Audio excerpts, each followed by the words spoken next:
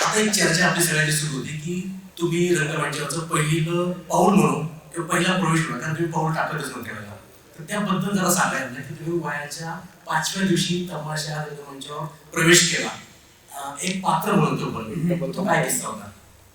माझी आई कांताबाई साखरकर आणि वडील तुकाराम खेडकर या जोडीच्या पोटी मी 4/8/61 या दिवशी केम हॉस्पिटल मध्ये जन्म घेतला मुंबईत.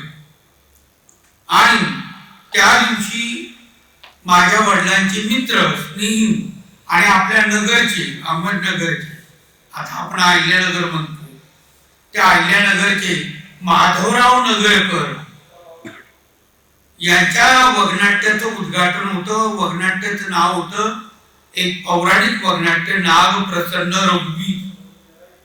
त्या दिवशी सकाळी 6 वाजता माझा जन्म झाला. त्यानंतर 3 दिवसांनी मला आईला न्यू हनुमान थिएटर लालबाग या ठिकाणी आणण्यात आलं. आणि त्यावेळेस अशी प्रथा होती की जास्तीत जास्त 3 दिवस त्या महिलेने ते बाळपण पाळायचं. 3ऱ्या दिवशी कंबर कसून स्टेजवर उभं राहायचं म्हणजे राहायचं. त्यात तिला माफी नसायची. मग त्या दिवशी तुकाराम खेडकरांच्या वगनाट्याचा कार्यक्रम होता, परंतु रसिकांनी आग्रह धरला की आम्हाला नागप्रसन्न रघुवीरच बघायचा, कारण तो वगनाट्य त्या दिवशी खूप चांगलं झालं होतं. आणि तो दिवस होता माझ्या 5वीचा.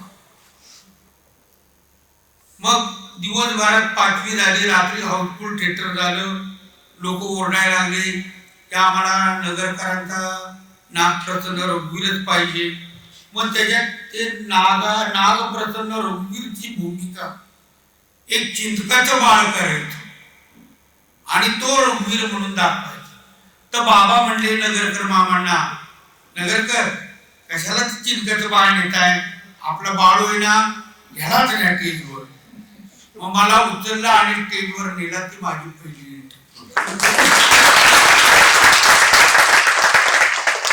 भाऊंचा प्रवास इथून सुरू झाला, परंतु खूप लवकर भाऊंच्या आईनं म्हणजे कांताबाईंना वैधव्य आलं आणि खेडकर 64 साली गेले. आणि त्यानंतर जो संघर्ष सुरू झाला, तर 64 ते 69 हा जो काळ होता, हा कांताबाईंच्या काय, रघुवीर खेडकर काय, यांची थोरली भगिनी बेबीताई काय, अलकाताई काय किंवा धाकटी मंदाताई काय, याच्यासाठी खूप संघर्षाचे दिवस होते.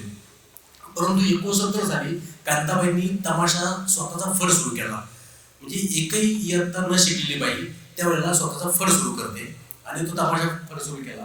आणि त्यानंतर त्या फडामध्ये भाऊंना उभं करण्याचं काम त्यांनी वयाच्या 9व्या वर्षी त्यांना स्टेजवर सोडायला सुरुवात केली की चल तू काहीतरी नमस्कार करूया प्रेक्षकांना वगैरे. तर भाऊ त्या काळाबद्दल सांगा, तो अनुभव कसा होता? तो अनुभव असा होता की आईने तमाशा काढला. बेबीताई थोडीशी मोठी होती, मी 9 वर्षाचा होतो, अलकाताई 11 वर्षाची होती आणि बेबीताई साधारण 13 वर्षाची. बेबीताई म्हणजे अनिताताई, ती आता इथं म्हणजे यवलोकी नाही परलोकी गेली करुणा ती. तर मग आईला साथ दिली पाहिजे आणि तमाशाला नाव पाहिजे. मग नाव द्यायचं कुणाचं? मग तुकाराम खेडकरांची मुलं झाकरीत नाही निघाली पाहिजेत अशी आईची भूमिका होती. तुकाराम खेडकरांची मुलं चमकली पाहिजेत त्यांच्या वडिलांसारखी, म्हणून माझं नाव दिलं. कैलासवासी तुकाराम खेडकर यांची चिरंजीव मास्टर रघुवीर खेडकर सह कांताबाई साखरकर